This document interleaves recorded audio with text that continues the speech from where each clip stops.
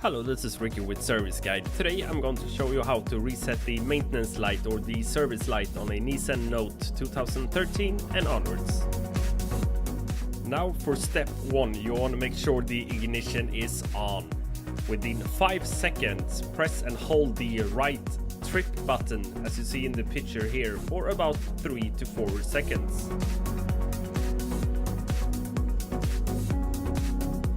So now we're on step 2. So after pressing the trip button for 3 to 4 seconds, the wrench and service symbols should start to blink. Choose the mileage you want until the next service reminder. To do this, you press the trip button again to change the mileage until the next service reminder should appear.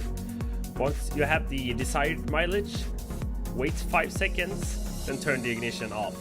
Turn the ignition on, and your service light or maintenance light should now be off. Thank you for watching. I'll catch you in the next one. Bye.